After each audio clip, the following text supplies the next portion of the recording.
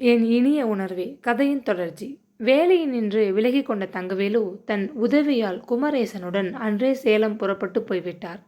அங்கு தனக்கு மிகவும் நெருங்கிய நண்பர் நடத்திய டீ கடையில் குமரேசனை தற்காலிகமாக வேலைக்கு மாற்றிவிட்டு தாம் பிறந்து வளர்ந்த திருச்செங்கோட்டுக்கு புறப்பட்டார். சின்ன வயதிலேயே சட்டநாதன் வீட்டில் வேலைக்கமர்ந்து விட்டவர் பிறந்த ஊரை விட்டு வெளியேறி ஆண்டுகள் பல ஆகிவிட்டன. மனைவி போன பின்பு தனிக்கட்டையாகிவிட்ட அவருக்கு அங்கே தூரத்து உறவினர்கள் வீட்டில் அதிக நாட்கள் தங்கியிருக்க மனம் ஒப்பவில்லை. அர்த்தநாரீஸ்வரரை தரிசிச்சுட்டு போக வந்தேன் என்று கேட்டவர்களுக்கு பதில் கொடுத்துவிட்டு கோயிலுக்கு சென்று கும்பிட்டதும் கிளம்பிவிட்டார். சேலத்தில் தமது நண்பரின் டீ கடையில் அவருக்கு உதவி செய்து கொண்டு சில நாட்களை போக்கினார். ஆனாலும் இருப்பு கொள்ளவில்லை. இதற்குள் சின்ன எஜமானன் பார்த்திபன் ஊரில் இருந்து திரும்பியிருப்பார். அந்த வெள்ளித்தட்டு விவகாரம் போலீஸில் புகாராக பதிவாகிவிட்டால் ஒரு துரும்பை கூட தங்கவேலு தொடமாட்டார் என்பது மரகதம்மாளுக்கு தெரியும். அவர்கள் வீட்டில் தவசி பிள்ளையாக வேலைக்கு அமர்ந்து சில நாட்கள் தான் ஆகியிருந்தது. அப்போது தங்கள் வீட்டு புழக்கடைக்கு பின்னால் ஓடிய காவேரியின் கிளையான பெரிய வாய்க்காலில் மூழ்கி குளித்து மகிழ்வது மரகதத்தின் வழக்கம். ஒரு நாள் விடியற்காலை குளிக்கப் போனவள் கணவர் வேலை நிமித்தம் பக்கத்து டவுனுக்கு கிளம்புகிறார் என உணர்ந்து அவசரமாக குளியலை முடித்துக்கொண்டு வீட்டுக்கு வந்துவிட்டாள். சமையலை முடித்துவிட்டு காலார வாய்க்கால் கரை ஓரம் தினமும் தங்கவேலு சிறிது நேரம் நடப்பது வழக்கம். பிள்ளையார் கோவில் வரை நடந்துவிட்டு திரும்பியவர் தங்கள் வீட்டு இறங்குத்துறையை அணுகி முகத்தை கழுவிக்கொள்ள படிகளில் இறங்கினார். அதென்ன பளபளவென்று கண்ணை பறிக்குதே என்று அதிசயத்தபடி ஓரமாக வளர்ந்து நின்ற மல்லிகை புதர் அருகே கிடந்ததை கையில் எடுத்தபோது தேள் கொட்டிவிட்டது போன்று அதிர்ச்சி. அது மரகதம்மாள் கழுத்திலே தினமும் அணியும் வைர முகப்பு வைத்த 3 கொத்து தங்கச்சங்கிலி. முகத்தை துண்டால் துடைத்து கொண்டு சங்கிலி மீது இருந்த மண்ணை போக்க அதை வாய்க்காலில் முக்கி எடுத்துக்கொண்டு படபடக்கும் நெஞ்சோடு வீட்டுக்குள் ஓடி வந்தார். அம்மா என்று அவளது அறைக்கு முன் நின்று குரல் கொடுத்தார். உங்க கழுத்து செயினை எங்கே கழட்டி வச்சிங்க? தங்கவேலு கேட்டதும் மரகதம் தன் கழுத்தை தடவி பார்த்துவிட்டு திகிலுடன் அலமாரியை திறந்து தூடாவத் தொடங்கினாள். வாய்க்காலில் குளிக்கிற போது கழற்றி மஞ்சள் உரைக்கும் கல் அடியே மல்லிகை புதர்கிட்ட வச்சுட்டு வந்துட்டீங்க, இந்தாங்க என்று நகையை கொடுத்தார். தங்கவேலு, நீ ரொம்ப நல்லவனப்பா. ஐயாவுக்கு தெரிஞ்சா உன் நாணயத்தை பற்றி ரொம்ப பூரிச்சு போவார் என்று புகழ்ந்த மரகதம் 10 ரூபாய் நோட்டை பரிசாக அவர் முன் நீட்ட தங்கவேலு அதை ஏற்க மறுத்துவிட்டார். அது நடந்து பல ஆண்டுகள் சென்று விட்டன. அன்றே அந்த நகையை எடுத்து ஒளித்து வைத்திருந்தால் யாரும் அவர் மீது குற்றம் சொல்ல முடியாது. வாய்க்காலில் இறங்குதுறையில் எத்தனையோ பேர் வந்து குளித்து விட்டு போகிறார்களே. பின்னர் அந்த நகையை ரகசியமாக விற்று அந்த பணத்தை கொண்டு சொந்தமாக அவர் டீ கடை வைத்து வாழ்ந்திருக்க முடியும். பிறர் பொருளுக்கு என்றுமே ஆசைப்படாத கண்ணியமான மனிதர் அவர். வெள்ளித்தட்டை திருடிவிட்டதாக பகவதி குற்றம் சாட்டியதை அவர் பொருட்படுத்தவில்லை. அவரது நாணயமான நடத்தையை தெரிந்த மரகதம்மாள் அவரை திருடனாக்கிவிட்டாலே. அந்த வேதனை ரம்பமாக அறுக்க அவரால் சேலத்தில் நீடித்து தங்கியிருக்க முடியவில்லை. மேலும் அவர் வேலை செய்ததற்கு உண்டான பூரண பணத்தையும் மரகதம்மாளிடம் வாங்கிக் கொள்ளவில்லை. அவர் சேலத்திலே தங்கிவிட்டால் பார்த்திபன் ஒரு சமயம் சந்தேகப்படலாமே. அன்று மாலையே குமரேசனுடன் அவர் சேலத்தில் நின்று புறப்பட்டு விட்டார். விளக்கு வைக்கும் நேரத்தில் வீட்டுக்கதவை பலமாக யாரோ தட்டுவதை கேட்டு அலமேலு பயந்து போனாள். கூடத்து அறை ஜன்னல் வழியே வெளியே எட்டி பார்த்தாள். வாசலில் தங்கவேலுவும் அவரது உதவியால் குமரேசனும் நின்று கொண்டிருந்ததை காண அவளுக்கு மிக்க வியப்பாக இருந்தது. மரகதம்மாள் படுக்கையாகிவிட்ட நாளில் இருந்து அலமேலு அவர்கள் வீட்டுக்கு போனதே இல்லை. வேலைக்காரி முத்துநாகம் ஏதாவது வம்பு விசாரித்து கொண்டு வந்து சொல்ல முயன்ற போது அதற்கு முற்றுப்புள்ளி வைத்து விட்டிருந்தாள். சாம்பவி கூட தன்னை ஒரு முறை வந்து காணவில்லை என்று அலமேலுவுக்கு உள்ளூர வருத்தம். ஆனால் அதையும் அவள் வெளியே சொன்னதில்லை. மாதத்திற்கு ஒரு முறை டாக்டர் வைத்தியலிங்கம் வந்து அவளை பரிசோதித்துவிட்டு தேவைப்பட்டால் மருந்து எழுதி கொடுப்பது வழக்கம். சாம்பவிக்கு அந்த வீட்டில் நிற்க நேரமில்லை என்று அவராக ஏதாவது கூறினால் கூட அவள் மேலே பேச்சை வளர்த்தியதில்லை. சம்மந்தியான தன்னை மரகதம் கல்யாணத்தின் போது அசட்டை செய்தவள். உடல் நலமில்லாத சமயம் அடிக்கடி தன் வீட்டுக்கு விசாரிப்பு செய்ய அலமேலு வருவதை விரும்ப மாட்டாள் என்பதை அவள் நன்கு உணர்ந்து கொண்டு விட்டிருந்தாள். மதியார் வீட்டு வாசலை மிதிக்கக்கூடாது என்ற வைராக்கியம். வாங்க உள்ளே, இதென்ன பெட்டி மூட்டை, எங்கிருந்து வர்றாப்புல? வியப்புடன் கேட்டபடி கதவை அகலத் திறந்தாள். நடையில் செருப்புகளை கழட்டி வைத்துவிட்டு பெட்டி மூட்டைகளை தாழ்வாரத்தில் ஒரு பக்கம் வைத்தார். முற்றத்தில் இறங்கி இருவரும் கால்களை கழுவிக்கொண்டு பயணக் களைப்பு போக முகத்தை அலம்பிக் கொண்டனர்.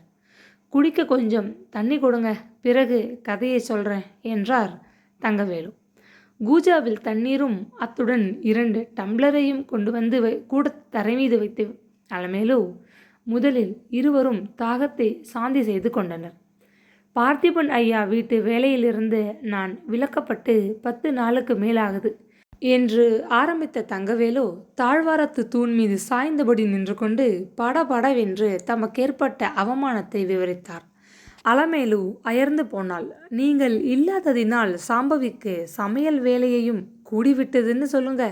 பார்த்திபன் ஊரில் இல்லாததால் வீட்டுக்கு வந்திருக்கும் விருந்தாளிகள் அதிக சலுகைகள் எடுத்துக்கிட்டு இருக்காங்க போல இருக்கு.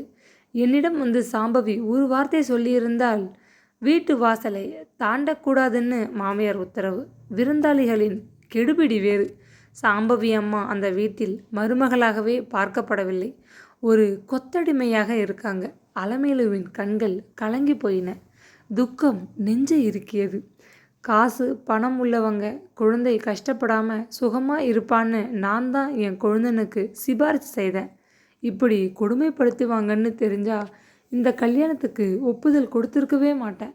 எனக்கு சாம்பவியை போய் பார்க்கணும் போல மனசு துடிக்கிறது. தங்கவேலு ஐயா, நீங்கள் துணையாக வர்றீங்களா? போவோம், பரபரப்புடன் கேட்டாள். இருங்க, அவசரப்படாதீங்க. இந்த பொடியனை நாளை காலை முதல் வேலையாக அந்த வீட்டுக்கு அனுப்பி பார்த்திபன் ஐயா வந்துட்டாரான்னு பார்த்துக்கிட்டு வர சொல்கிறேன். பிறகு நாம் போவோம். ஆமாம், வீடு என்ன இப்படி கவனிக்கப்படாமல் போட்டபடி இருக்கே? தங்கவேலு, நீர் சமயத்துக்கு வந்தீர். முத்துநகத்துக்கு 3 நாளாக காய்ச்சல். நான் நோயாளியாச்சே, என்னால் வீட்டை பெருக்கி தொடச்சி வச்சுக்க முடியலை. சமைக்கிறதே பெரும்பாடாக இருந்தது. சுத்தமாக வீட்டை வைத்து கொள்வதில் பெருமை கொண்டிருந்த அலமேலு வெட்கத்துடன் உண்மையை சொன்னாள். பரவாயில்லை, குமரேசன் வீட்டை பெருக்கி தொடச்சி சாமான்களை விலக்கி தருவான். நான் சமைச்சிடுறேன். சின்னையா வர வர நாங்கள் 2 பேரும் பின் வராந்தாவில் தங்கிக்கிறத பற்றி உங்களுக்கு மறுப்பு இல்லையே? முத்துநாகம் வரும் வரை என்ன பண்ண போகிறோம்னு கலங்கிக்கிட்டு இருந்த எனக்கு நீங்கள் சொல்கிறத கேட்க ரொம்ப தெம்பாக இருக்குது. எத்தனை நாள் வேணுமானாலும் எனக்கு துணையாக நீங்கள் 2 பேரும் இங்கே தங்கிக்கலாம். மறுநாள் காலை 10 மணி அளவில் டாக்டர் வைத்தியலிங்கம் அங்கே வந்தார். பரிசோதனைக்கு பின் அவர் கைகளை கழுவி துடைத்து கொண்டு ஊஞ்சல் மீது உட்கார்ந்தபோது அலமேலு கொண்டு வந்து வைத்த காப்பி டம்ளரை கையில் எடுத்துக்கொண்டார். என்ன இது, தங்கவேலு போடுற காபி போல இன்னைக்கு நீங்கள் எனக்கு பிடிச்ச மாதிரி ஸ்ட்ராங்காக போட்டு கொண்டு வந்திருக்கீங்க. வியப்புடன் கேட்டபடி காப்பியை உறிஞ்சினார். நீங்கள் நோயாளிகளை பரிசோதித்து வியாதிகளை கண்டுபிடிப்பதில் எத்தனை கெட்டிக்காரரோ அதுபோல உணவை ருசித்து யார் பக்குவம் என்று கண்டுபிடிப்பதிலும் கெட்டிக்காரர் தான். இது தங்கவேலு போட்ட காப்பி தான். லேசாக சிரித்தாள் அலமேலு. தங்கவேலு இங்கே எங்கே வந்தார்? அது ஒரு கதை என்று அலமேலு ஆரம்பிப்பதற்குள் சிங்காரம் வியர்க்க விறுவிறுக்க ஓடி வந்தான். கூப்பிட்ட குரலுக்கு வந்து உதவி செய்கிற உன்னையும் 10 நாளாக காணலை, எங்கே போயிருந்த? அன்புடன் அதட்டினாள் அலமேலு. சமையல் அறையிலிருந்து தங்கவேலுவும் பின்பக்கத்திலிருந்து குமரேசனும் வெளிப்பட்டனர். பள்ளிக்கூடம் லீவு, திருச்சியில் இருக்கிற எங்கள் அத்தை வீட்டுக்கு போயிருந்தேன். நேற்று என்னை ஊருக்கு திருப்பி அனுப்ப என் மாமா என் கூட பஸ் நிறுத்தத்துக்கு வந்திருந்தார். அதுதான் கடைசி பஸ். இத்தனை நேரத்துக்கு மேலே வீட்டில் உனக்கு சாப்பாடு வச்சுருக்காங்களோ இல்லையோ, ஹோட்டலில் சாப்பிட்டு விட்டு போன மாமா என்னை பக்கத்தில் இருந்த ஹோட்டலுக்கு கூட்டிக்கிட்டு போனார். அங்கே நான் பொன்னியையும் அவங்க புருஷனையும் பார்த்தேன். எனக்கு ஒரே அதிசயமாக இருந்துச்சு. சாப்பாட்டை முடிச்சுக்கிட்டு வெளியே வந்தப்போ என்னால் நம்பவே முடியல. வெற்றிலைப்பாக்கு கடைக்கு எதிர விளக்கு கம்பத்துக்கிட்ட கையில் பெட்டியோட நம்ம சாம்பவி அம்மா நின்றுக்கிட்டு இருந்தாங்க. யாரோ 2 பசங்க அவங்கக்கிட்ட அசிங்கமாக பேச ஆரம்பித்தப்போ ஒரு வயதானவர் வந்து அதை தடுத்து பொன்னியையும் அவ புருஷனையும் திட்டி அனுப்பிச்சிட்டு தன்னோட கூட சாம்பவி அம்மாவை ரயில் அடிக்கு கூட்டிக்கிட்டு போனார். அக்கா எங்கே போறீங்கன்னு கேட்க எனக்கு ஆசையாக இருந்தது. பொன்னியையும் அவள் புருஷனையும் கண்டால் எனக்கு எப்பவும் கொஞ்சம் பயம். அக்காவை கூட்டிக்கிட்டு போன அந்த மனிதர் ஓங்கி கத்தி வம்பு செய்துக்கிட்டு இருந்த பசங்களை விரட்டிய வேகத்தை பார்த்து நான் ரொம்பவே பயந்துட்டேன். இதை பற்றி என் மாமா கிட்ட கூட சொல்லலை. ராத்திரி முழுக்க எனக்கு தூக்கமே இல்லை. காலையிலேயே ஓடி வந்து இதை சொல்லியிருப்பேன். வீட்டில் அம்மா எனக்கு பல வேலை தந்துட்டாங்க. அதையெல்லாம் முடிச்சிட்டு இப்போ ஓடி வரேன். சின்ன எஜமான் கூட ஊரில் இல்லைன்னு கேள்வி. அக்கா இப்படி பரதேசி போல தனியாக பட்டணத்துக்கு ஏன் போகிறாங்க? அனைவரும் திடுக்கிட்டு போயினர். சிங்காரம், நீ உண்மையில் சாம்பவியை பார்த்தியா? அலமேலுவின் குரல் நடுங்கியது. சத்தியமாக சொல்கிறேன், அது அக்காவே தான். அப்படின்னா இதுக்கு காரணம் என்னன்னு நாம் கண்டுபிடிக்க வேணாமா? நான் மரகதம்மாளை பார்க்குறாப்புல இப்போவே போகிறேன் என்று கூறியபடி கழுத்தில் தொங்கிய சோதனை குழாயை எடுத்து தமது மருந்து பெட்டிக்குள் திணிக்க முயன்றவர் அடியில் வைக்கப்பட்டிருந்த சில மருந்து பொருட்களை நகர்த்திய போது திகைத்து போனார். இதென்ன? பார்த்திபனுக்கு ஒரு கடிதம், அவசரம்னு எழுதியிருக்கே என்று சாம்பவி போட்டிருந்த அந்த கடிதத்தை அப்பொழுதுதான் கண்டுபிடித்து எடுத்து அலமேலுவிடம் கொடுத்தார். இது சாம்பவியின் கையெழுத்து தான், சந்தேகமே இல்லை. டாக்டர், நாம் இப்போது வரைமுறைகளை யோசிச்சுக்கிட்டு சும்மா இருக்கக்கூடாது. பார்த்திபனுக்கு என்று இருந்தாலும் பரவாயில்லை. நான் கடிதத்தை பிரித்து படிக்கிறேன். சாம்பவியின் புக்ககத்தில் ஏதோ சூழ்ச்சி நடந்திருக்கிறது என்பதற்கு சந்தேகமே இல்லை. எங்கள் வீட்டு பெண்ணை பிடிக்காவிட்டால் என் வீட்டுக்கு மரியாதையோட அனுப்பியிருக்கணும். அதை விட்டு கோபத்துடன் கடிதத்தை பிரித்து வாசித்தாள். அலமேலுவின் கண்களில் நீர் வழிந்தது. டாக்டர் ஐயா, நீங்கள் தான் இப்போ இடை புகுந்து என்ன நடந்ததுன்னு கண்டுபிடித்து உதவணும்.